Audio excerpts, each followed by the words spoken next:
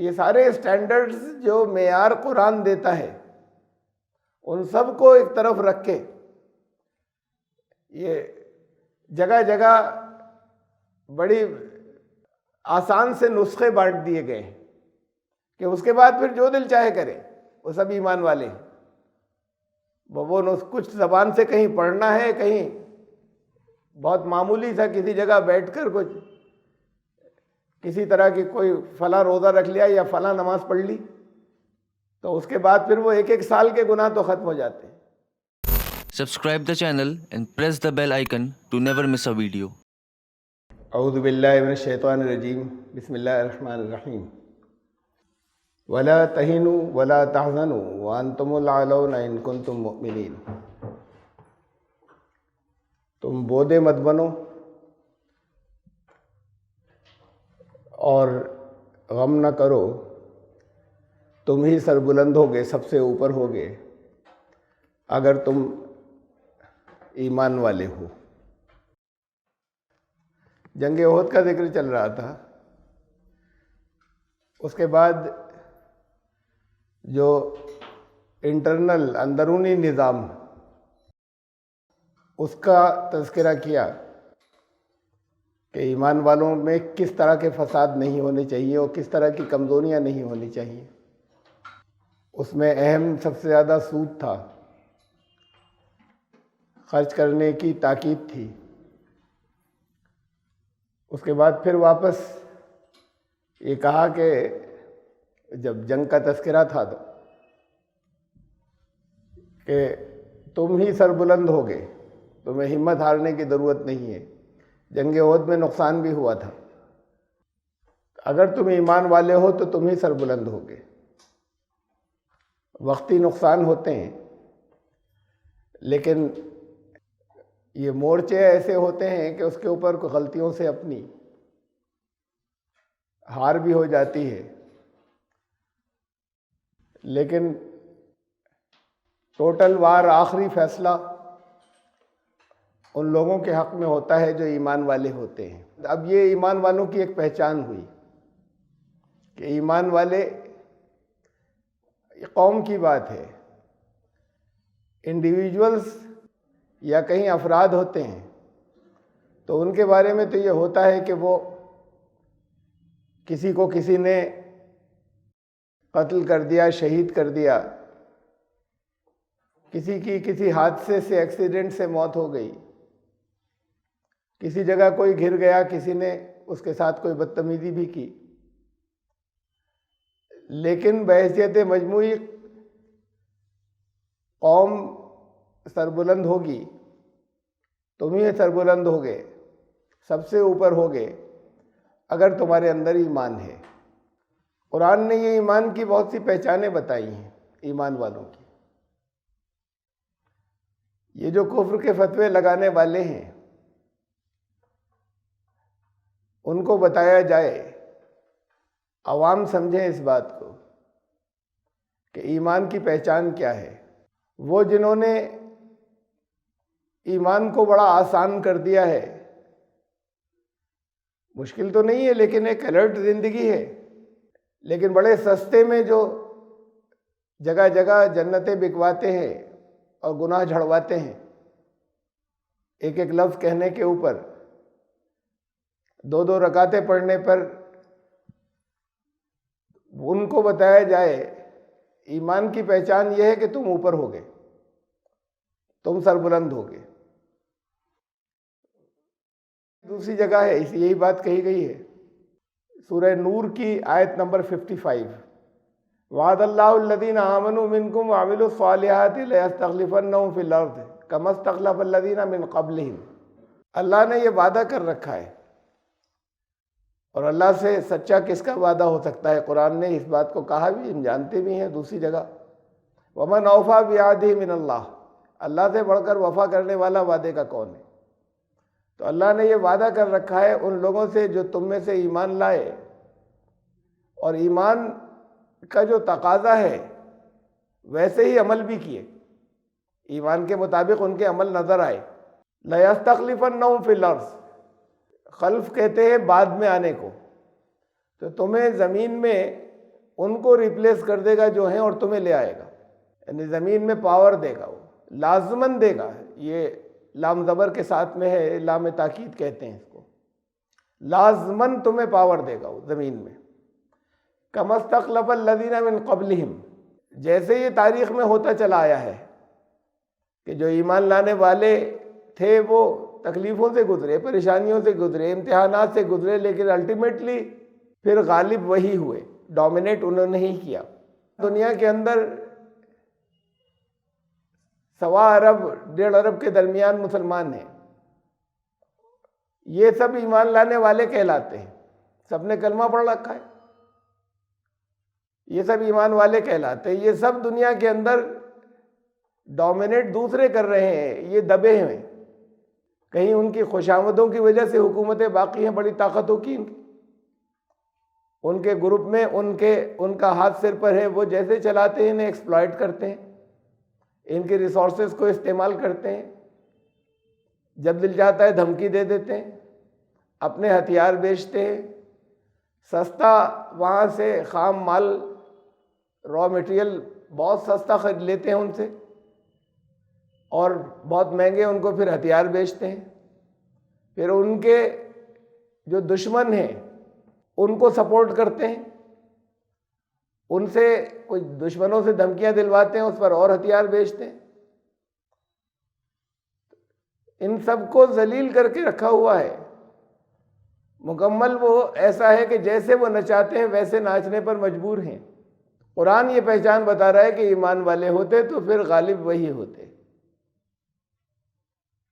تو یہ ایمان کو بڑا، ایمان کی ڈیفینیشن جو ہے وہ بالکل اتنی ڈائلیوٹ کر دی کہ جس نے کوئی کچھ الفاظ بولے، وضو کا پانی گرا تو سارے گناہ جھڑ گئے، یہ تو ایمان تو ان کے بالکل روزانہ خالص ہوتے چلے جاتے ہیں، ایک نماز سے اور دوسری نماز تک، وہ کبھی کبھی بعض نمازوں کے اوپر تو ہے وہ اگلے پچھلے ایک سال کے گناہ معاف ہو جاتے ہیں، اور کلمہ زبان سے نکلا تو جنت لازم ہو گئی۔ قرآن یہ پہچان بتا رہا ہے، ایمان لانے والوں کی پہچان یہ ہے کہ وہ غالب ہوں گے، اور یہ ایسا ہی رہا ہے ہمیشہ، یہی اللہ کا قانون ہے، اس سے پہلے بھی ایسا ہی ہوا ہے کہ ایمان لانے والے تھے تو وہی غالب ہوئے۔ وَلَيُمَكِّنَنَّ لَهُمْ دِينَهُمُ الَّذِي ارْتَضَىٰ لَهُمْ وَلَيُبَدِّلَنَّهُمْ مِنْ بَعْدِ خَوْفِهِمْ أَمْنًا، اور تمکن عطا فرمایا گیا، نہیں ایسا کہ جیسے پرماننٹ ایک لمبے عرصے تک اطمینان کی حالت کے اندر پاور ان کی ایسی ہو کہ اس کو خطرہ نہ ہو، ان کے لیے اس دین کو جسے اس نے پسند فرمایا، ان کے دین کو پائیدار اور مضبوط کر دے گا۔ اور وَلَيُبَدِّلَنَّهُم مِّن بَعْدِ خَوْفِهِمْ أَمْنًا، اگر خوف کا ماحول اس سے پہلے تھا، جو کچھ عرصے گزرے اس سے تب کر نکل کر وہ ایسے ہو جائیں گے کہ ان کو خوف ان کے آس پاس نہیں آئے گا، وہ امن کے اندر آ جائیں گے سب۔ تو خوف کی حالت کو ان کی تبدیل کر کے وہ امن سے بدل دے گا، یہ ہے پہچان ایمان لانے والی قوموں کی۔ یہ سارے اسٹینڈرڈز جو معیار قرآن دیتا ہے ان سب کو ایک طرف رکھ کے یہ جگہ جگہ بڑی آسان سے نسخے بانٹ دیے گئے ہیں کہ اس کے بعد پھر جو دل چاہے کرے، وہ سب ایمان والے ہیں۔ وہ کچھ زبان سے کہیں پڑھنا ہے، کہیں بہت معمولی سا کسی جگہ بیٹھ کر کچھ کسی طرح کی کوئی فلاں روزہ رکھ لیا یا فلاں نماز پڑھ لی، تو اس کے بعد پھر وہ ایک سال کے گناہ تو ختم ہو جاتے ہیں۔ قرآن ہر جگہ پریگمیٹک ٹیسٹ دیتا ہے ہر چیز کے۔ کوئی حکم قرآن کا ایسا نہیں ہے جس کا اس نے رزلٹ نہیں بتایا کہ اس کا کیا نتیجہ نکلے گا، کوئی حکم ایسا نہیں دیا جس کا رزلٹ نہیں بتایا ہو، اس سے ہوگا کیا۔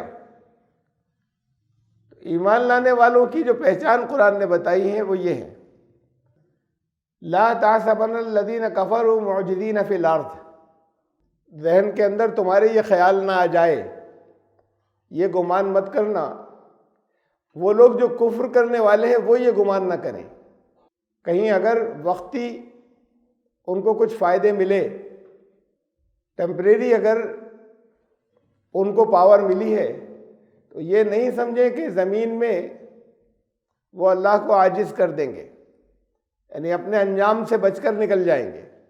اللہ کے قانون کے مطابق انہیں ذلیل ہی ہونا ہے۔ بات صرف آخرت کی نہیں ہے، اس زمین میں اگر ایمان لانے والے ہیں تو یہ ان سے دب کر رہیں گے، اور یہ مت سمجھنا کہ اللہ کا قانون انہیں نیچے نہیں لے جائے گا۔ اب یہ سارا ٹیسٹ ایک زمانے سے، ایک لمبے عرصے سے، کئی صدیوں سے جو لوگ ایمان والے کہلاتے ہیں دنیا کے اندر، ان کے اوپر کفر حکومت کر رہا ہے، اور جسے قرآن کہہ رہا ہے اس انجام کو کفر نہیں پہنچ رہا، اہل کفر نہیں پہنچ رہے۔ تو پھر یہ ایمان لانے والے جو ہیں، ان کا ایمان، یہ ٹیسٹ ہے، پریگمیٹک ٹیسٹ، کہ اللہ کی نظر میں یہ قومیں، ان میں افراد ہوں گے، انڈیویجولز ان کے اندر ہوں گے، لیکن یہ قومیں ایمان والی قومیں نہیں ہیں، یہ جتنی ہیں دنیا کے اندر۔ کوئی میرا فتویٰ نہیں ہے، یہ اس کا فتویٰ ہے جسے فتویٰ دینے کا حق ہے۔ یہاں پر تو جو مفتیوں کا انسٹیٹیوشن ہے وہ کوئی رسول اللہ صلی اللہ علیہ وسلم نے قائم نہیں کیا تھا لوگوں کی سہولت کے لیے، یہاں یہ انسٹیٹیوشن قائم کیا گیا کہ لوگوں کو اس سے آسانی ہو جائے، تو کہ وہ مسائل پوچھنے ہیں ضروری تو وہ کسی ایک جگہ چلے جائیں، تو اس سہولت کے لیے یہ دارالافتاء قائم کیے گئے۔ لیکن اصل میں فاصل فتویٰ تو حکم اللہ کا ہے کہ کیا صحیح ہے اور کیا غلط ہے، تو یہ فتویٰ جو ہے یہ اللہ کا ہے کہ وہ لوگ جو اپنے آپ کو ایمان لانے والا کہتے ہیں اور اس کے بعد وہ ایمان لانے والے نہیں، اللہ کی نظر میں ان کو ان کے نیچے دبا کر رکھا جاتا ہے، جن کے بارے میں کہا کہ مغلوب یہ ہوں گے، یہ اپنے برے انجام کو پہنچیں گے، اور یہ ایک عرصے سے ان کے اوپر دندنا رہے ہیں، اور یہ سب پوری بھیڑ جو ہے ایمان والی کہلاتی ہے۔ تو یہ فتویٰ کوئی میرا نہیں ہے، اور یہ دنیا کے مفتیوں کو تو یہ حکم ہے کہ وہ ظاہر پر فیصلہ دیں۔ کوئی اپنی زبان سے کہے کہ میں ایمان والا ہوں تو اسے یہ نہیں کہیں کہ تم نہیں ہو ایمان والے، لیکن جو اللہ نے اس کے ٹیسٹ دیے ہیں، نتائج دیے ہیں کہ کیا نتیجے برآمد ہوں گے، تو اصل میں ان ٹیسٹ کے اوپر خود پرکھیں اپنے۔ کچھ لوگوں نے پوچھا، سوال تھا، چل رہا تھا چند دن پہلے، غیر مسلموں کی طرف سے آئی ہوئی باتیں تھیں کہ کافر کون ہوتا ہے، کافر کیوں کہا گیا ہے، قرآن نے جگہ جگہ کافر کہا ہے، قرآن نے تو کہیں کافر نہیں کہا۔ قرآن نے کافر کی پہچانیں بتائی ہیں، کسی جگہ قرآن نے کسی گروہ کو کافر نام لے کر نہیں کہا، ایمان لانے والوں کی پہچانیں بتائی ہیں، پھر کہا کہ ایمان لانے والوں کا مطلب یہ کہ پھر اب اس پر جو پورے اترتے ہیں وہ ہیں ایمان والے۔ قرآن شریف میں بھرا پڑا ہے، وہ کفر کے پہچانیں بتائی ہیں، کفر کی کیریکٹرسٹک بتائی ہے، کفر کے ایٹریبیوٹس بتائے ہیں، خصوصیات بتائی ہیں کہ کفر کیا ہوتا ہے، کافر کیا کرتے ہیں۔ مخصوص طور پر، خاص طور سے کہیں پر کسی کو اے کافر ہو کہہ کے خطاب نہیں کیا، اور پورے قرآن کے اندر ہم سے ایک ہی دفعہ کہا جب ختم ہو رہا ہے، اینڈ ہو رہا ہے، کہ اب تم نے پہچان لیا تو تم ان لوگوں سے جو کافر ہیں، ان کو جن پر حجت تم پوری کر چکے، ان سے تم کہہ سکتے ہو کہ اے کافر ہو، ورنہ پورے قرآن میں کہیں یہ اجازت نہیں کہ تم کافر کہہ دو، صرف ایک جگہ ہے قل یا ایھا الکافرون، وہاں بھی یہ بتایا کہ یہ وہ لوگ ہیں کہ جن پر حجت پوری ہو چکی، جن کے بارے میں آئندہ کے بارے میں بھی یقین ہو گیا کہ یہ ایک اللہ کی بندگی کرنے والے نہیں ہیں، تب تم انہیں کہہ سکتے ہو کہ تم کافر ہو۔ قرآن نے ایٹریبیوٹس بتائے ہیں ایمان کے بھی، اور قرآن نے ایٹریبیوٹس بتائے ہیں، شناخت بتائی ہے، پہچان بتائی ہے، خصوصیات بتائی ہیں ایمان کی، کفر کی، منافق کی۔ تو اب اگر وہ کسی کو کہتا ہے اے ایمان لانے والوں، تو اصل میں انہیں کہہ رہا ہے کہ جو اس معیار پہ کھڑے اترتے ہیں، جو پہچانیں کفر کی بتائی ہیں، جو لوگ جن کے اندر وہ شناخت ہو، جن کے اندر وہ خصوصیات ہوں وہ اللہ کی نظر میں ایمان والے نہیں ہوں گے، کافر ہوں گے۔ مثلاً یہ کہا کہ جو اللہ کی کتاب کو آخری حکم نہ بنائیں، کتاب اللہ کو سے آخری، اگر اختلاف رہ جاتے ہیں، رسول اللہ صلی اللہ علیہ وسلم سے جو چیزیں آئیں اس میں بھی اختلاف اگر ہو گیا کسی مسئلے کے اوپر اور طے نہیں ہو رہا ہے، اور وہ اختلاف بھی بہت بنیادی کوئی اختلاف ہو، فروعی نہیں ہو، تو پھر اللہ کی کتاب سے آخری فیصلہ کرائیں۔ وَمَن لَّمْ يَحْكُم بِمَا أَنزَلَ اللَّهُ، وہ لوگ جو حکم نہیں بناتے، آخری فیصلے نہیں کراتے اس سے جو اللہ نے نازل فرمایا ہے، فَأُولَٰئِكَ هُمُ الْكَافِرُونَ، وہی تو کافر ہیں۔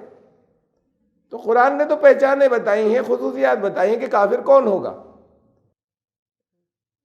کسی خاص گروہ کو تو پھر کہا بھی نہیں، یہ کریکٹرسٹک کو پہچانے بتاتا چلا گیا ہے۔ تو ان لوگوں سے جو کفر کرنے والے ہیں وہ لوگ یہ گمان نہ کریں اور یہ سمجھ نہ لیں کہ وہ اللہ کے فیصلے سے بچ کر نکل جائیں گے۔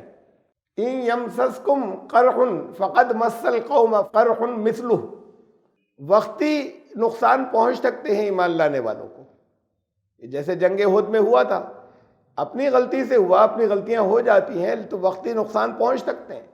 تمہیں نقصان پہنچا تو یہ دیکھو کہ نقصان تو انہیں بھی پہنچے، اس سے پہلے جنگ بدر میں انہیں پہنچا تھا۔ یہ کہا جا رہا ہے ایمان لانے والوں سے کہ وقتی تمہیں سیٹ بیک کبھی ہو سکتا ہے چھوٹا موٹا، لیکن دیکھو کہ کتنے بڑے سیٹ بیک انہیں ہوئے تھے، اس سے دل چھوٹا مت کرنا۔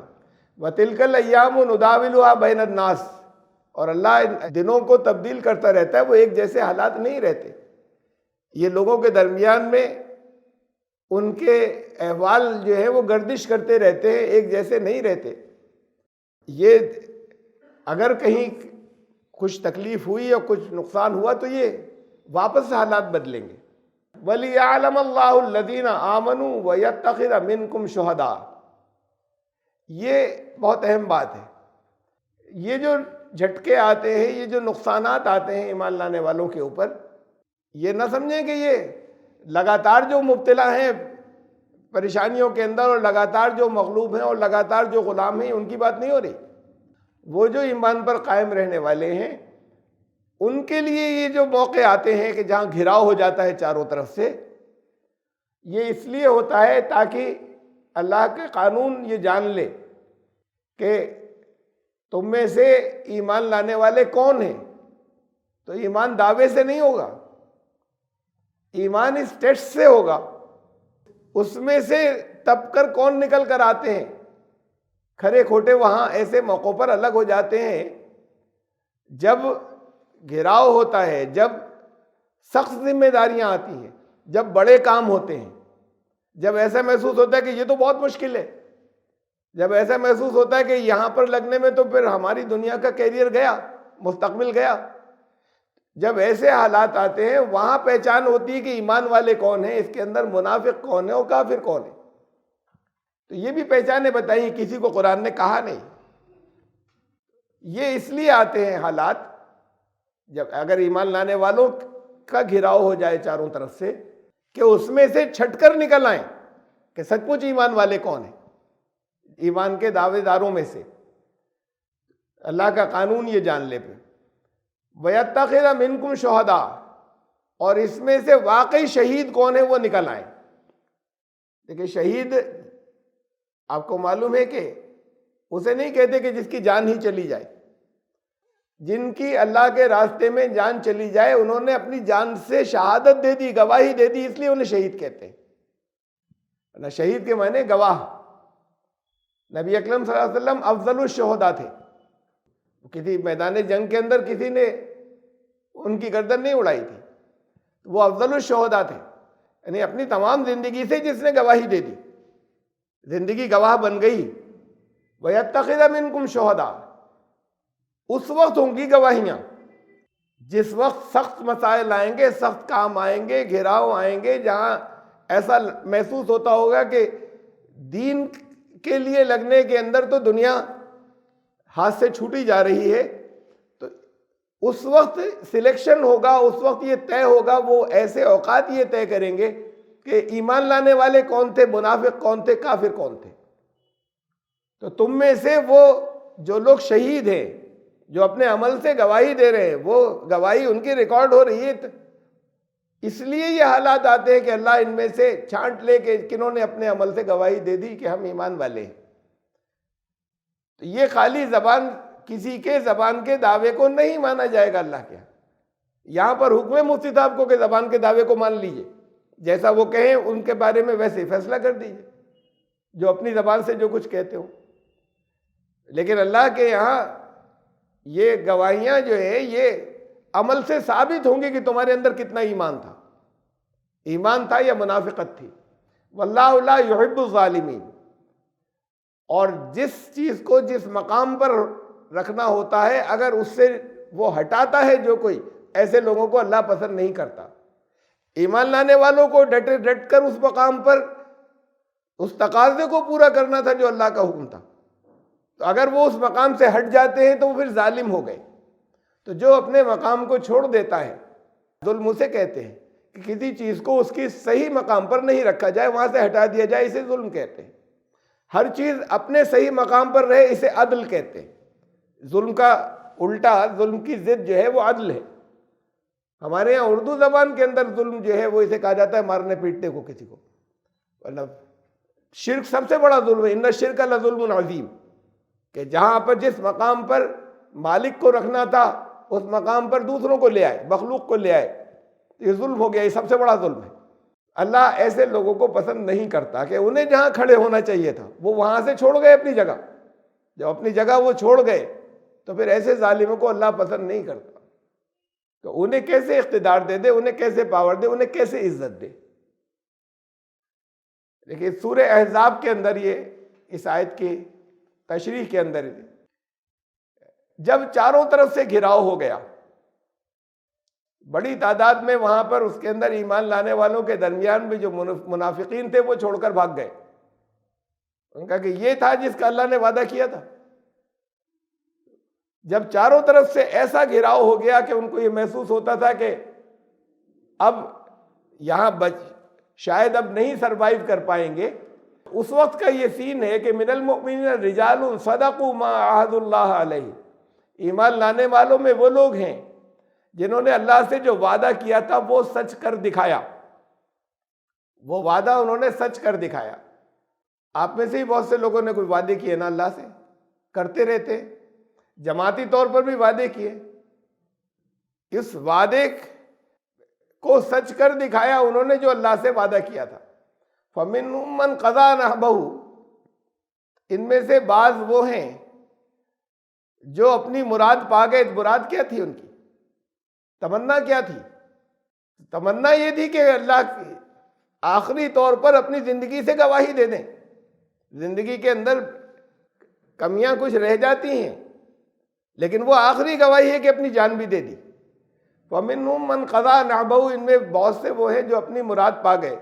تو ایمان لانے والے تو وہ ہیں کہ جن کے دل میں سچ مچ تمنا یہ ہوتی ہے کہ میں اللہ کی راہ میں میری جان جائے، تو وہ ان کی مراد یہ تھی، وہ چاہتے یہ تھے، تو ان میں سے بہت سے تو اپنی مراد پا گئے۔ یہ منافقین گھبرا رہے تھے کہ ہم کیا کریں گے۔ وَمِنْهُمْ مَن يَنتَظِرُ، منتظر ہیں ہمارا نمبر کب آئے گا، ہم کامیاب کب ہوں گے۔ ان میں وہ ہیں تو ایمان یہ خوف نکال لیتا ہے، یہ ڈر نکال لیتا ہے موت کا۔ وما بدلوا تبدیلا، اور اس گھراؤ سے ان کے اندر ذرا سا کوئی چینج نہیں آیا، ان کے اپنے عہد کی پابندی میں، ان کے عمل کے اندر، ان کے مزاج میں، ان کے سوچنے کے انداز میں کوئی تبدیلی نہیں ہوئی اس گھراؤ سے کہ بودے بن جاتے، بزدل ہو جاتے، ہٹتے، کم ہمت ہوتے، سستی آتی، ایسا نہیں ہوا۔ آگے اگلی آیت ہے لیجزی اللہ الصادقین بصدقہم، ایسا اس لیے ہوا، دیکھیے یہی بات وہاں کہی گئی تھی تاکہ اس میں ایمان لانے والے چھٹ کر نکل آئیں الگ۔ اب ایسے ہی اللہ جانتا ہے ہر بات کو، اور وہ بغیر کسی ایسے ٹیسٹ کے وہاں آخرت کے اندر ان کے دلوں کے اندر کیا تھا، ان کے کیا، انہوں نے کون کمزوری دکھا رہا تھا، کون پیچھے ہٹ رہا تھا، ایسے ہی اللہ تعالیٰ فیصلے فرما دے تو وہ انصاف نہیں ہوگا۔ یہاں وہ حالات آ جائیں کہ چھٹ کر لوگوں کی نظروں کے سامنے آ جائے کہ کون ڈٹے رہنے والے ہیں، کون مستقل مزاج ہیں، کون، اس موقع پر ان کا ایمان اور بڑھ جاتا ہے۔ جب گھراؤ ہوتا ہے تو ایمان اور بڑھ جاتا ہے، قرآن اس میں اسی پہ انہی آیت کے ساتھ میں آیا وما زادہم الا ایمانا و تسلیما، ایمان بھی بڑھا، اسلام بھی بڑھا ان کا، یہ اس گراؤ نے ایمان بڑھا دیا، اور اس گراؤ نے تسلیمہ، ان کے سر تسلیم خم کرنے کا جذبہ بڑھا دیا۔ اور یہ ایسا اس لیے ہوا لیجزی اللہ الصادقین بصدقہم، کہ جو دعوے انہوں نے کیے تھے، جو اپنے دعووں میں سچے تھے، وہ ثابت جن کے بارے میں ہو گیا، ان کے سچ ہو جانے کا اللہ ان کو بدلہ دے۔ دیکھیے کوئی یہ ایسے ہی جسے ہم عطا کہتے ہیں وہ نہیں ہے، جسے ان کو اس کی جزا دے، جو کیا اس کا بدلہ ملے گا، تم نے کیا تھا یہ اب تمہاری جزا ہے، یہ بدلہ ہے تمہارا۔ وَيُعَذِّبَ الْمُنَافِقِينَ إِن شَاءَ أَوْ يَتُوبَ عَلَيْهِمْ، اور پھر اس میں سے چھٹائی ہوگی کہ منافق کون نکلے۔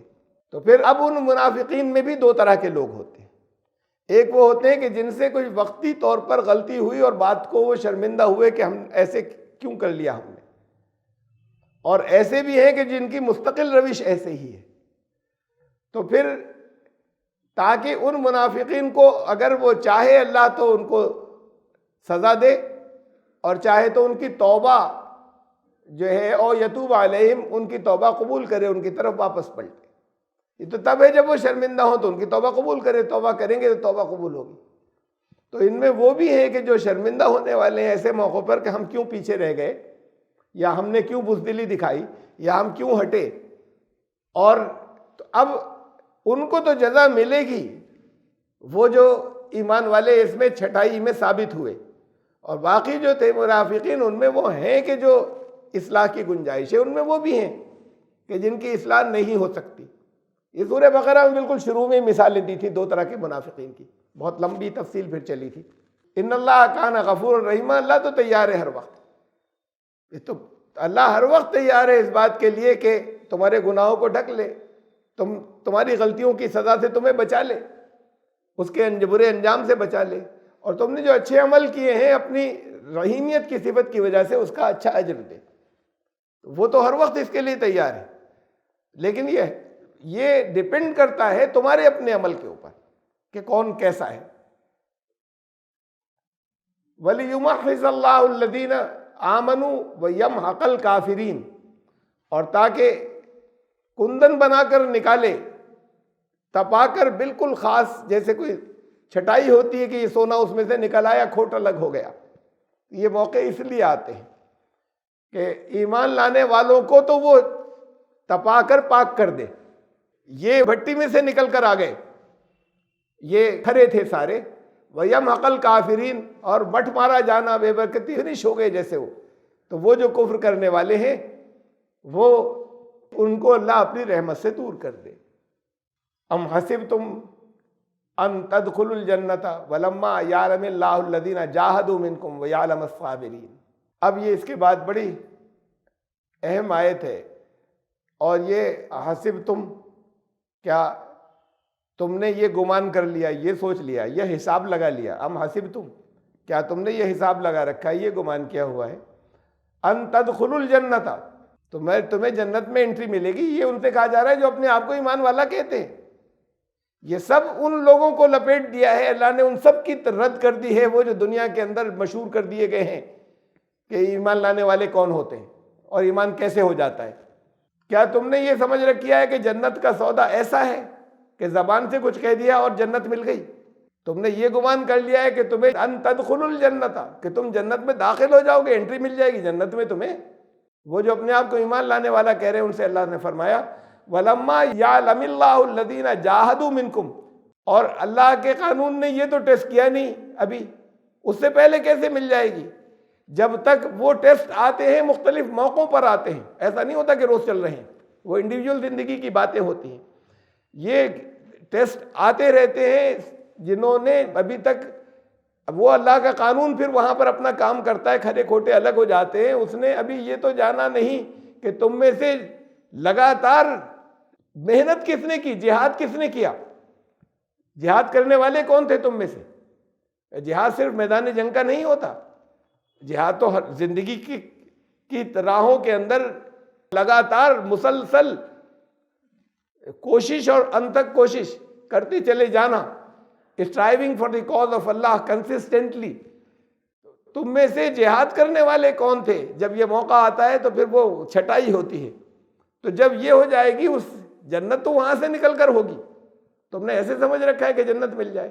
یہاں اس دنیا کے اندر بھی جو اچھے انجام ہوں گے وہ ان لوگوں کے لیے ہوں گے، چاہے وہ نیک نامی ہو، چاہے وہ خوشحالی ہو، چاہے وہ اندر کی اپنے دل کے اندر کا اطمینان قلب ہو، سکون ہو، خوف کا ختم ہونا ہو. یہ ان لوگوں کے لیے ہے کہ جو ان امتحانوں سے جب گھراؤ ہوتا ہے، جب خاص موقع آتے ہیں وہ گھراؤ کے، تو اس وقت جو اس میں سے تپ کر پاس ہو کر نکل جائیں تب جنت ہے. وَيَعْلَمَ الصَّابِرِينَ، اور اللہ یہ جان لے اس بات کو، اللہ کا قانون، کہ تم میں ڈٹے رہنے والے کون تھے، جنہوں نے درمیان میں بودے نہیں بنے، پیٹھ نہیں دکھائی. کچھ وہ ہیں جو شروع سے بھاگے، کچھ وہ ہیں جو تھوڑا سا چل کر تھکے کہ بس اب تو بہت ہو گیا. تو تم میں سے صابرین، ڈٹے رہنے والے کون ہیں، مستقل مزاج کون ہے تم میں سے کہ جو اس جہاد کے اندر لگے رہیں گے. تو تم نے یہ گمان کر رکھا ہے. دیکھیے گمان کی اور آیات دیکھیے قرآن کے اندر چل. یہ لوگوں نے جو گمان کر رکھے ہیں، لوگوں نے جو سمجھ رکھا ہے، تو قرآن نے جگہ جگہ اس کی تردید کی. سورہ بقرہ میں گزر چکا، یہ آیت نمبر 214 ہے، 214. ام حسبتم ان تدخلوا الجنت، دیکھیے وہی الفاظ ہیں. تم نے یہ حساب لگا لیا کہ تم جنت میں داخل ہو جاؤ گے. وَلَمَّا يَأْتِكُم مَثَلُ الَّذِينَ خَلَوْا مِن قَبْلِكُم، ابھی تمہارے اوپر وہ ٹیسٹ تو آئے نہیں، تم سے پہلے جو لوگ گزرے تھے جیسے ٹیسٹ ان کے لیے گئے تھے، ابھی وہ سب تو گزرا نہیں تمہارے اوپر. مَسَّتْهُمُ الْبَأْسَاءُ وَالضَّرَّاءُ وَزُلْزِلُوا، ان کو سختیاں پہنچیں، ان کو ضرر نقصان پہنچے. زلزلوا، زلزلہ آ گیا ان کے وجود کے اندر، جو ہے وہ ہلا دیا گیا ان کو، ایسا شیک کر دیا گیا ان کو. اس درجے تک امتحان جو ہے وہ پہنچا. لیکن اس کے بعد پھر آگے کامیابی ہوتی ہے. اس درجے تک پہنچا حتیٰ یقول الرسول والذین آمنوا معہ متی نصر اللہ، کہ وقت کے رسول اور ان پر ایمان لانے والے اور ان کے صحابہ رسول کے وہ پکار اٹھے کہ اللہ مدد کب آئے گی. الا ان نصر اللہ قریب، مدد تو ہے قریب، اسے سن لو، آنے والی ہے. ایک تو یہ محسوس ہو رہا ہے سامنے سے الفاظ کے معنی. ہمارے استاد وہاں شمس نوید عثمانی رحمۃ اللہ علیہ اس کا ترجمہ کرتے تھے، مدد تمہارے ساتھ ہی تو ہے، تمہارے قریب ہے. تو تم ان سے گزر کیسے جاتے؟ کوئی نہیں گزر سکتا تھا اس سے. یہ اللہ کی مدد تھی کہ تمہاری نیت تھی اور تمہاری محنت تھی، اور اللہ کی مدد تھی کہ تمہیں ان امتحانات سے سخت سے گزارا. یہ بھی مدد ہی تھی، اور اس کے بعد پھر کامیابی ہے. تو یہ تمہارے قریب تھی مدد ہر وقت. تم یہ کیوں سمجھ رہے ہو کہ مدد نہیں تھی؟ الا ان نصر اللہ قریب. چاہے وہ ایسے امتحانات کے جس کا 1/4 کوئی برداشت نہیں کر سکتا، ان سے نکلے اور اس پر قائم رہے. تکلیف ہوئی لیکن قائم رہے، ہلے نہیں. یہ بھی اللہ کی مدد ہی تھی کہ انہوں نے تمہارا دل، تمہارا ارادہ ہو، پھر اس کی وجہ سے اللہ نے اتنا مضبوط تمہیں کر دیا. تو مدد دور کب تھی؟ مدد تو تھی قریب. اور اس سے نکلنے کے بعد پھر اب یہ پاس کر لو گے، ختم ہونے والا ہے. اللہ کی مدد، نصرت قریب ہے، اس کے بعد فتح و کامیابی بھی ہوگی. سورہ العنکبوت کی 2 آیات ہیں. احسب الناس ان یترکوا، لوگوں نے یہ سمجھ رکھا ہے، لوگوں نے یہ حساب لگا لیا ہے، لوگوں کا یہ گمان اور یہ اندازے ہیں کیا ایسے ہی چھوڑ دیں گے ہم؟ ان یقولوا آمنا، وہ دعویٰ کریں گے ہم ایمان والے، ہم چھوڑ دیں گے، ایسے ہی مان لیا جائے گا. وہم لا یفتنون، ان کی کسائی نہیں ہوگی، ان کو تپایا نہیں جائے گا، ان کو ساری آزمائشوں میں ڈالا نہیں جائے گا. ایسے کیسے مان لیا جائے گا کہ کسی کے ایمان لانے کا دعویٰ؟ تو یہ پیدائشی ایمان اللہ کے ہاں قابل قبول نہیں ہے. یہ ٹیسٹ سے گزرنا ہوگا، امتحانات سے گزرنا ہوگا. تو لوگوں نے کیا یہ سمجھ لیا ہے کہ انہیں ایمان لانے کے دعوے کے بعد ہم چھوڑ دیں گے، انہیں چھوڑ دیا جائے گا اور انہیں تپایا نہیں جائے گا، انہیں ان ٹیسٹ سے گزارا نہیں جائے گا، انہیں آزمائشوں میں نہیں ڈالا جائے گا. اگلی آیت وَلَقَدْ فَتَنَّا الَّذِينَ مِن قَبْلِهِمْ، اس سے پہلے ہمیشہ ایسے ہوا کہ ان کے گھراؤ ہوئے، ان کو تپایا گیا، ان کے زبردست امتحان اور ٹیسٹ ہوئے. اس سے قبل جو لوگ گزرے جنہوں نے ایمان لانے کا دعویٰ کیا. پھر وہی بات آ گئی، فَلَا يَعْلَمَنَّ اللَّهُ الَّذِينَ صَدَقُوا، تاکہ اللہ اس بات کو جان لے کہ اس میں سچے کتنے تھے. تو جان لے کا یہ مطلب نہیں کہ اللہ کا قانون جان لے. چیزیں قانون کی لوگوں کے وہ ہوتی ہیں جو لوگوں کے سامنے ہوتی ہیں نظروں کی، کہ یہ چھٹائی ہو جائے کہ تم ان میں سے کون اپنے دعوے میں سچے تھے ایمان کے، تو ایمان کے دعوے کے ثبوت دینے ہوں گے، اور وہ ثبوت آتے ہیں انہی موقعوں پر جب گھراؤ ہوتے ہیں۔ وَلَيَعْلَمَنَّ الْكَاذِبِينَ، اور یہ جان لیں ہم، اللہ یہ جان لے کہ تم میں سے جھوٹے کون تھے اپنے دعوے کے اندر۔ دعوے کرتے تھے، کہا کہ اللہ کو گواہ بنا کے کیا طرح طرح کے وعدے کر لیے، تم میں سے جھوٹے کون تھے، سچے کون تھے۔ وہ موقع آئیں گے جن سے یہ چھانٹ دیا جائے گا کہ سچے کون جھوٹے کون۔ پھر یہ ایک اسی طرح کی آیت جو ہے سورہ توبہ کی آیت نمبر 16 ام حسبتم، کیا تم نے یہ گمان کر لیا، یہ اندازہ لگا لیا، یہ حساب لگا رکھا ہے، ان تترکو، تمہیں چھوڑ دیا جائے گا ایسے ہی، ولما یعلم اللہ الذین جاہدوا منکم، تم میں سے جہاد کرنے والے کون تھے، یہ جانے بغیر ایسے ہی چھوڑ دیا جائے گا تمہیں۔ تو یہ تو ہوگا، اور یہ اس لیے ہوتا ہے تاکہ اللہ اس میں سے ایمان لانے والوں کو چھانٹ لے اور منافقین اس میں سے چھٹ جائیں اور الگ ہو جائیں جو دعویٰ کرنے والے ہیں۔ منافقین کو رسول اللہ صلی اللہ علیہ وسلم نے نکالا نہیں مدینے سے، آخر وقت تک نہیں نکالا، لیکن وہ لوگوں کی نظروں میں سب آ گئے۔ تو جو ایمان لانے کا جو دعویٰ کرتے ہیں انہیں سب کو، ظاہری فتوے کی بات تو یہ کہ انہیں سب کو رو کے رکھا جاتا ہے۔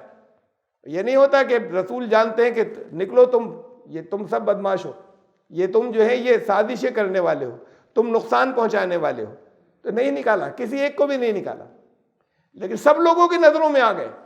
وہ جتنے ٹیسٹ ہوئے یہ مختلف موقعوں کے اوپر، ان پر یہ سارے لوگ پہچان لیے گئے، پھر اللہ کا فیصلہ ان کے لیے رہا عزت و ذلت کا، اور وہ فیصلہ پھر اس کے بعد ان کے لیے بات کو ہوگا اس دنیا سے جانے کے بعد۔ تاکہ اللہ جو ہے یہ اس لیے ہوا کہ تمہیں چھوڑ نہیں دیا جائے گا، تاکہ اللہ جو ہے یہ جان لے کہ تم میں سے جہاد کرنے والے کون سے ہیں اور جہاد سے پیچھے ہٹ جانے والے کون سے۔ پھر ہم واپس آ رہے ہیں اسی آیت کے اوپر۔ یہ اس لیے بتایا، درمیان میں بہت سی آیات اس لیے آئیں کہ ایمان لانے کا دعویٰ ایسے قبول نہیں ہوگا، اور یہ گھراؤ اس لیے ہوتا ہے تاکہ پہچانے ہو جائیں۔ وَلَقَدْ كُنْتُمْ تَمَنَّوْنَ الْمَوْتَ مِنْ قَبْلِ، اس سے پہلے تو جب نہیں آئی تھی موت سامنے تب بڑے دعوے ہوتے تھے کہ جان دے دیں گے۔ اس سے پہلے تو تم کہتے، تمنا تمہاری خوب ایشو ہوا کرتی تھی کہ موت کی، کہ ہم جان دینے والے ہیں، پیچھے نہیں ہٹیں گے۔ من قبل ان تلقوا، کہ اب وہ ہو موت سے ملاقات، ہم تو بھاگیں گے نہیں، آئیں آزمائشیں ہم نہیں بھاگیں گے، آئیں مسائل تو ہم پیچھے نہیں ہٹیں گے، ہو جائے گھراؤ ہم مقابلہ کریں گے۔ فقط رأیتموہ وانتم تنظرون، اب آ گئی سامنے وہ موت، جیسے تم اب اپنی نظروں سے دیکھ رہے ہو تم۔ یہ پھر میں سورہ احزاب کی آیت ہے جہاں یہاں میں نے دی اس کے مقابلے میں، کہ چونکہ یہ اس سے پچھلی، اصل میں تو یہ آپ لوگوں کے لیے ہے، یہاں ہر دور میں بے ایمان لانے والوں کے لیے آیات۔ پس منظر اس کا یہ بتایا جاتا ہے کہ جنگ احد میں ایک نقصان پہنچا تھا تو اللہ نے یہ باتیں فرمائیں، یہ اس وقت کی بات تھی، اس پس منظر کی۔ اب یہ جنگ احزاب کی بات ہے۔ وَلَمَّا رَأَى الْمُؤْمِنُونَ الْأَحْزَابَ، ایمان لانے والے منافق تو بھاگ گئے کہ یہ وعدہ کیا تھا اللہ نے، یہ کرتے تھے وعدے، کہتے تھے قیصر و کسریٰ کی حکومتیں ہوں گی، تمہارے قدموں کے اندر ان کے تاج ہوں گے، اور اب چاروں طرف سے گھر گئے جہاں سے بچنے کا کوئی راستہ نظر نہیں آتا۔ ایمان لانے والوں نے کہ جب گھرا ہوا تو انہوں نے کہا یہ ہے جو اللہ نے وعدہ کیا تھا ہم سے، یہ فرق تھا۔ وہ جملہ ایک ہے کہ وہ جو منافق تھے انہوں نے کہا یہ وعدہ کیا تھا، ایمان لانے والوں نے کہا یہی تو تھا جو اللہ نے وعدہ کیا تھا، کہ اب تمہارے ٹیسٹ آئیں گے، زبردست آئیں گے، بہت سخت قسم کے امتحان آئیں گے۔ وَلَمَّا رَأَى الْمُؤْمِنُونَ الْأَحْزَابَ، جب ایمان لانے والوں نے دیکھا کہ گھر گئے لشکروں سے چاروں طرف سے، قالوا، تو وہ پکار اٹھے، هَذَا مَا وَعَدَنَا اللَّهُ وَرَسُولُهُ، یہ ہے وہ جو اللہ نے ہم سے وعدہ کیا تھا، اللہ کے رسول نے ہم سے وعدہ کیا تھا۔ وَصَدَقَ اللَّهُ وَرَسُولُهُ، اور اللہ اور اس کے رسول کا وعدہ سچا تھا ان کا، اور ان کو یقین ہو گیا اس بات کا کہ اب ہماری کامیابی قریب آ گئی۔ وَمَا زَادَهُمْ إِلَّا إِيمَانًا وَتَسْلِيمًا، اور ان کا ایمان بھی بڑھا اور اسلام بھی بڑھا۔ ایمان اندر ہوتا ہے اور اسلام سامنے ہوتا ہے، نظر آتا ہے، تو ان کے اندر بھی ان کا ایمان بڑھا اور باہر سے سر جھکانے کی ان کی جو اسلام وہ سر تسلیم خم کر دینا، وہ کیفیت بھی ان کی بڑھ گئی، ان کا عمل بھی نظر آیا اور بڑھا ہوا۔ وما محمد الا رسول، محمد ایک رسول ہی تو ہیں۔ وما محمد، ماں کے معنی ہے کیا، ماں کے معنی ہے نہیں، آپ دونوں الفاظ رکھ سکتے ہیں، دونوں کے ایک ہی معنی نکل رہے ہیں۔ محمد کیا ہے سوائے اس کے کہ ایک رسول ہے، محمد نہیں ہے کچھ سوائے اس کے کہ ایک رسول ہے۔ محمد تو بس ایک رسول ہیں، قد خلت من قبلہ الرسل، ایسے رسول کے جو اس سے پہلے اور بہت سے رسول گزرے۔ افئن مات او قتل انقلبتم علی اعقابکم، اگر انہیں موت آ جائے یا قتل ہو جائیں تو کیا تم اپنے پیٹھ گھما لو گے؟ کیا ایڑیوں کے بل گھوم جاؤ گے اور بھاگ جاؤ گے؟ تب پیٹھ دکھا دو گے، الٹے پاؤں گھوم جاؤ گے؟ بڑی اہم آیت ہے قرآن کی، بہت اہم آیت ہے۔ دیکھیے موت کا لفظ آیا ہے، کہا کہ موت بھی آ سکتی ہے۔ وہاں ایسا موقع آیا جنگ احد کے اندر کہ وہیں پر شہید بھی ہو سکتے تھے، جب بچایا اللہ نے، لوگوں نے، صحابہ نے بچایا، چاروں طرف سے ان کو اپنے گھیر کر، خود نبی اکرم صلی اللہ علیہ وسلم اپنے ہاتھ سے تیر دیتے جاتے تھے اور ان کو کہ لو تیر چلاؤ ان کے اوپر، دشمنوں کے اوپر، باقی سب بھاگ گئے، یہ وہاں پر موجود تھے، انہوں نے چھپ چھپا کر بھاگنے کا راستہ نہیں نکالا نبی صلی اللہ علیہ وسلم، کہ لوگ ان کو بچا کر جلدی سے لے جاتے۔ جس وقت ایسا ہوا کہ وہ ان کی شروع کی جیت جب ہار میں بدلی، تو سب سے پہلے تو ایسا ہوتا کہ جیسے کسی بڑے کوئی ایسا ہوتا ہے نا کہ لیڈر آ گئے، کوئی پبلک فیگر آ گئی کوئی، اب وہ اسٹیج پر ہیں، لوگ بیٹھے ہوئے بڑے خوش ہیں، اور اس کے بعد پھر جب ان کو چھپا کر نکال کر بھگا کر لے جایا جاتا ہے کہ یہ بھیڑ جو ہے وہ گھیر نہیں لے چاروں طرف سے، یا کوئی ایسا موقع جو کہ خطرے کا آئے، تو سب سے پہلے وہ بلیک کیٹ اور کمانڈوز جو ہیں وہ ان کو الگ لے جاتے ہیں، باقی بھیڑ کی پرواہ نہیں ہے ابھی عوام کی، ان کو بچا کر نکال کر لے جائیں۔ وہاں پر بھی سیکیورٹی چاروں طرف سے تھی، لیکن ذرا سا کوئی خطرہ محسوس ہوا اور فوراً ان کو دیتا ہے کہ ان کے لیے راستے ہوتے ہیں، کن راستوں سے ان کو لے جایا جائے گا۔ لوگ بڑی تعداد کے اندر اس وقت وقتی طور پر جب ان کے اوپر حملہ ہوا، پیچھے سے بھی اور آگے بھی دشمن تھا، تو پھر گھبرا گئے، سمجھ میں نہیں آیا اور وہاں سے بھاگے۔ جو رسول اللہ صلی اللہ علیہ وسلم کی جو کے چاروں طرف تھے، ان کے جو کمانڈوز تھے، اگر ان کی مرضی رسول اللہ صلی اللہ علیہ وسلم کی ہوتی تو ان کو نکال کر کہیں سے لے جانے کی فکر کرتے نا، کہ ان کو کن راستوں سے بچا کر لے جائیں۔ ان کو دشمنوں کو علم نہیں تھا کہاں ہے، ڈھونڈ رہے تھے، کئی مرتبہ اعلان کیا کہ تم میں کیا، کہاں ہے محمد، ان کے علم میں نہیں تھا۔ یہ ہوتا کہ بھئی علم ہے، ایسے تو جا ہی نہیں سکتے، سب کی نظروں پر ہے، تو ان کے علم میں نہیں تھا کہ کس جگہ ہے، تو وہاں سے کسی خفیہ راستے سے بچانے کی کوشش ہو رہی ہوتی، بچانے کی کوشش نہیں، انہوں نے میدان نہیں چھوڑا۔ افئن مات او قتل انقلبتم علی اعقابکم، وہاں پر شہید بھی ہو سکتے تھے۔ اگر یہ اس موقع پر یہ کہا گیا، اور یہ سب آپ سے کہا جا رہا ہے، آج آپ سے کہا جا رہا ہے کہ یہ ایک شخصیت کی بات نہیں تھی کہ وہ تمہارے اندر رہتے ہمیشہ، ان کو تو جانا تھا۔ اصل چیز وہ ہے کہ جس نظام کو وہ مکمل کر کے دے گئے، اب تم اس کے ذریعے ٹیسٹ کیے جاؤ گے۔ ایک نبوت کا سلسلہ شروع سے چلا، اب اس کے بعد اب یہ ختم کر دیا گیا، خاتم الانبیاء آ گئے، خاتم الرسول آ گئے، اب اس لیے آ گئے کہ اب دنیا ایک مقام بننے جا رہی ہے، کمیونیکیشن کے حساب سے بھی، مواصلات کے، آنے جانے اور آمد و رفت کے حساب سے بھی دنیا ایک مقام بننے جا رہی ہے، اور دنیا جو ہے وہ اس لحاظ سے بھی ایک مقام بننے جا رہی ہے کہ اب آگے ریکارڈ ضائع نہیں ہوگا۔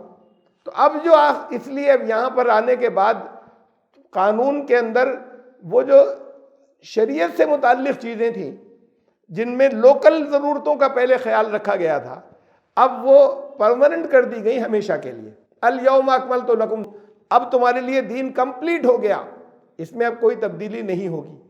وہ جو کچھ تبدیلیاں جو چونکہ بہت سے نبی اور بہت سے رسول پچھلے دور کے اپنے علاقے سے باہر دور نہیں جا سکتے تھے، دور کے لوگوں تک ان کا پیغام نہیں پہنچ سکتا تھا، ان کا پیغام کھو جاتا تھا اور ضائع ہو جاتا تھا ان کے جانے کے بعد، اس لیے کہ ریکارڈ میں رکھنے کے معتبر اور ریلائبل مینز اور ذریعے نہیں تھے، تو اس لیے یہ نبوت اور رسالت جاری رہی، اور نبوت اور رسالت اس جگہ جا کے ختم کی گئی جس کے بعد اب پیغام ضائع نہیں ہوگا، اس لیے کہ اصل چیز پیغام تھا کہ یہ باقی رہے، جس کے مطابق چلنا تھا۔ اگر اصل چیز شخصیت ہوتی تو شخصیت درمیان میں رہتی ہمیشہ، یا دوسری شخصیات آتی رہتی، ان کے بعد اور آتے رہتے، تو اصل چیز شخصیت نہیں تھی۔ انہوں نے تو لیڈ کیا تھا، ایک انقلاب اب مکمل ہو گیا، مکمل ہو جانے کے بعد اب ایسا وہ نظام چھوڑ گئے، وہ کلام چھوڑ گئے جو قیامت تک ساتھ میں رہے گا، تو ان کی رسالت قیامت تک جاری ہے۔ لیکن وہ خود ایک انسان تھے جس کے بارے میں قرآن نے کہا کہ موت آنی ہے، ان کو بھی جانا ہے، تو وہ چلے گئے۔ اب نظام جو چلے گا وہ اس کی بنیاد پر چلے گا جو وہ دے کر گئے ہیں، اس بنیاد پر نہیں چلے گا کہ اب وہ رسول درمیان میں ہوتے وہی لے کر چلتے سر۔ افَإِن مَاتَ أَوْ قُتِلَ انقلبتم عَلَىٰ أَعْقَابِكُمْ، اگر انہیں موت آ جائے تو اس وقت ان سے کہا گیا انہیں موت آ جائے یا یہ قتل کر دیے جائیں، تو پچھلے رسول بھی ان کی بھی تو موتیں ہوئی نا، ایسے ہی یہ اس معاملے میں ایسے ہی رسول تھے جیسے اور رسول تھے، کہ وہ اللہ کے رسول تھے، خدا نہیں تھے کہ وہ ہمیشہ یہاں پر رہیں گے۔ کیا تم پیٹ پھیر لو گے پھر؟ اگر جب وہ دنیا میں نہیں رہیں گے تو تم پیٹ پھیر لو گے، تو تمہیں تو پھر اس کے حساب سے چلنا ہے جو وہ دے کر گئے ہیں۔ یہ ہے اب تمہارے لیے ایک بنیاد جسے آگے تمہیں، جس کی بنیاد پر تمہیں باقی رہنا اور قائم رہنا ہے۔ قرآن نے اب یہ کہا جاتا ہے، ہمارے یہاں بہت بڑا حصہ، ایک بڑی تعداد جو ہے یہ عقیدہ بنا لیا گیا ہے، بھیڑ ہے بے پڑھے لکھوں کی، بھیڑ ہے ان لوگوں کی جو دین کے بارے میں کچھ نہیں جانتے، چاہے وہ بڑی بڑی ڈگریوں والے ہوں دنیا کے، اور ان کو یہ بتایا جاتا ہے کہ نہ ان کو موت نہیں آ سکتی۔ یہ تو بڑی گستاخی کی بات ہے، ان کے لیے لفظ موت کا قرآن نے کیا ہے، ان کے لیے موت کا لفظ استعمال قرآن نے کیا ہے، رسول اللہ صلی اللہ علیہ وسلم کے صحابہ نے کیا ہے۔ کل نفس ذائقۃ الموت، ہر نفس کو، وہ بھی ہر جان کو، وہ بھی ایک جان تھے، موت کا ذائقہ چکھنا ہے، یہ اللہ کا قانون ہے، اس قانون کے اندر کوئی ایکسیپشن نہیں ہے، تو ہر نفس کو موت کا ذائقہ چکھنا ہے۔ اور دیکھیے خود ڈائریکٹ رسول اللہ صلی اللہ علیہ وسلم کے لیے کہہ دیا قرآن نے، انک میت، سورہ زمر کی آیت نمبر 30، تمہیں موت آنی ہے، لفظ موت ہے یہاں پر، یہ خطاب پہلا رسول اللہ صلی اللہ علیہ وسلم سے تھا، آپ سے بھی ہے، انک میت، تمہیں موت آنی ہے، حضور صلی اللہ علیہ وسلم سے کہا گیا کہ تم مرو گے، تمہیں موت آئے گی، وَإِنَّهُمْ مَيِّتُونَ، باقی سب کو بھی موت آئے گی، ان سب کو بھی مرنا ہے، تمہیں بھی مرنا ہے۔ تو یہ کہ گستاخی ہے، وہ تو کبھی نہیں مر سکتے، وہ ہمیشہ زندہ رہیں گے۔ موت کا مطلب خاتمہ نہیں ہوتا، پہلی چیز تو اسے سمجھ لیں۔ یہ جو اس کو موت کے لفظ کو گستاخی سمجھتے ہیں، یا موت آنا جو ہے وہ بڑی ایسی چیز سمجھتے ہیں کہ یہ بہت حقیر بات ہو گئی، موت کا مطلب خاتمہ نہیں ہے۔ خاتمہ تو فرعون کا بھی نہیں ہوا، ایک زندگی سے دوسری زندگی میں داخلہ، اور یہاں کے جسم سے نفس کا اور روح کا الگ ہو جانا، یہ موت ہو گئی۔ جب یہ ساتھ ہوتے ہیں تو لوگ نظر آتے ہیں، یہاں پر ان کی پاورز ہوتی ہیں، یہاں پر جو کام لمیٹڈ پاورز ہوتی ہیں ان کی وہ کرتے ہیں، اس کے بعد بھی باقی رہتے ہیں۔ وہ تمام لوگ جو نافرمان تھے وہ بھی باقی ہیں، ان میں سے کوئی ختم نہیں ہو گیا۔ فرعون بھی باقی ہے، ختم نہیں ہو گیا، اس کا تو جسم بھی ختم نہیں ہوا۔ بھئی انبیاء کا جسم ختم نہیں ہوتا، زمین میں فرعون کے جسم کو بھی اللہ نے بچایا عبرت کے لیے، جسم بھی ختم نہیں ہوا۔ فرعون باقی ہے تو وہ جسم جو رکھا ہوا ہے وہ فرعون نہیں ہے، فرعون تو اس سے الگ ہے۔ یہ تمام لوگ زندہ ہیں۔ قرآن نے کہا کہ صبح شام آگ کو پیش کیا جاتا ہے آل فرعون کے اوپر، تو اب اگر وہ آگ اس جسم کے اوپر پیش کی جاتی تو وہ تو سارا میوزیم جل کر راکھ ہو جاتا جہاں پر فرعون کی باڈی رکھی ہوئی ہے۔ وہ جو فرعون جہاں پر بھی ہے وہ زندہ ہے، کسی مردے کے اوپر آگ پیش کرنا کیا معنی رکھتا ہے؟ ان کو سزائیں دی جاتی ہیں آل فرعون کو، پھر قیامت میں کہا گیا کہ سخت ترین عذاب کی طرف پھر چلے جائیں گے۔ اس کے بعد اب بھی انہیں سزائیں ملتی ہیں، ان کے سامنے ان کو آگ پر پیش کیا جاتا ہے۔ تو موت آنا اینڈ نہیں ہے۔ تو یہ جو موت کو بڑی ذلت سمجھتے ہیں، قرآن نے کہا ہر ایک کو موت آنی ہے، ہر نفس کو موت آنی ہے۔ یہ صرف ایک ذات ہے جسے موت نہیں آئے گی، باقی کوئی اس کائنات کے اندر ایسا نہیں ہے جسے ختم نہیں ہونا ہے، کوئی نفس جاندار ایسا نہیں جسے موت نہیں آنی۔ انکا میتن، تو اب صاف الفاظ میں رسول اللہ صلی اللہ علیہ وسلم کو ایڈریس کر کے کہہ دیا قرآن نے اپنے الفاظ میں کہ تمہیں موت آنی ہے، وَإِنَّهُمْ مَيِّتُونَ، اور باقی سب کو بھی موت آنی ہے۔ اب یہ دیکھیے کہ موت کا لفظ قرآن نے استعمال کیا رسول اللہ صلی اللہ علیہ وسلم کے لیے، ایک جنرل اصول بتایا کہ ہر ایک کو موت آئے گی، پھر کہا تمہیں بھی آئے گی۔ یہی وہاں جنگ احد کے اندر کہا تھا، جنگ احد کے بعد والے حصے میں کہا کہ یہ موت بھی آ سکتی ہے، ان کو قتل بھی ہو سکتے ہیں۔ تو یہ کیا ہوا کہ یہاں اگر ختم ہو جاتے تو تم سب لوٹ جاتے، بھاگ جاتے۔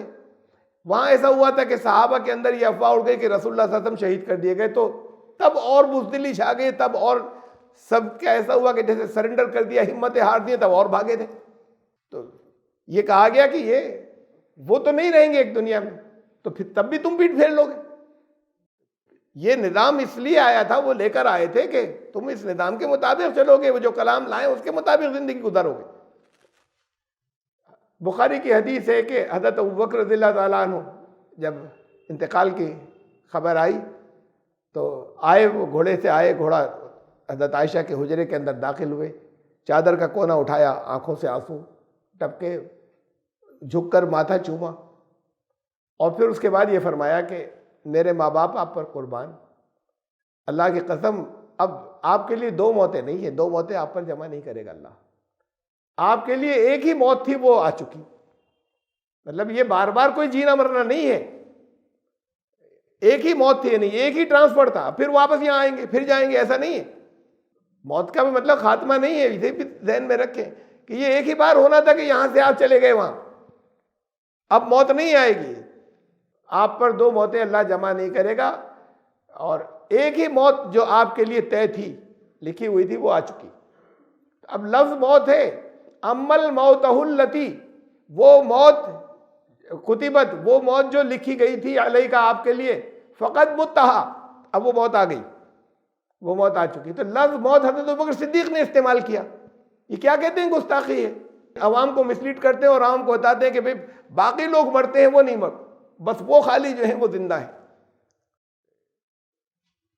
ان کو زندہ سب ہیں، ان کی زندگی ایسی ہے کہ سارے لوگ رشک کریں، وہ بھی ہیں کفار، وہ بھی زندہ ہیں، ان کی زندگی ایسی ہے کہ وہ چاہتے کہ سچ مچ ہی ختم ہو جاتے تو اچھا تھا، وہ جینے سے بھی بری ہے، زندگی ہے، زندگی بہرحال ہے دونوں کی۔ تو یہاں لفظ موت انہوں نے استعمال کیا۔ اس کے بعد پھر آپ باہر نکلے، حضرت ابوبکر صدیق، یہ دوسری حدیث کے اندر ہے بخاری کی، اسی کے برابر میں دوسری حدیث ہے، حدیث نمبر 4454۔ اب نمبر چلنے لگے تو میں نے بھی نمبر ڈال دیے۔